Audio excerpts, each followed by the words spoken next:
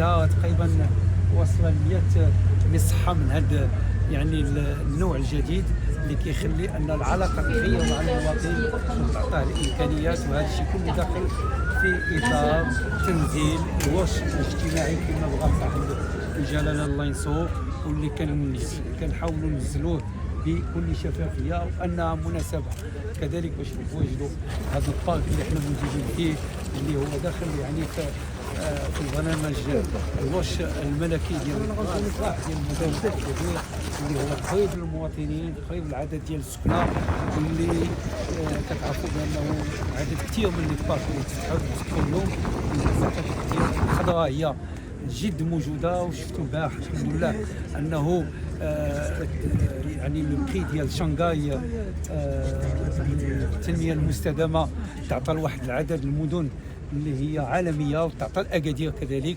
علاش؟ لانه كاين مساحات خضراء، كاين البلاصه فين يخرجوا الناس يتنفسوا، كاين لي بارك فين يقدروا يتمشاو، وهذا الشيء كله كيتعمل بامكانيات ديال الماء، ديال اعاده يعني لي زو اسيني اللي تريتي باش ما يمشيش الماء هباء منثورا. كذلك انه كاين مدينه ضوات وتحسنات، ورغم انه هذا المجهود اللي تعمل ديال الضوء اللي هو كبير، انه يعني القله ديال يعني ليكونومي الاقتصاد يعني في الكهرباء، انه كاين هذا الشيء كلها امكانيات، ملاعب القرب، كل شيء باش يكون لصالح المواطن للقرب المواطن.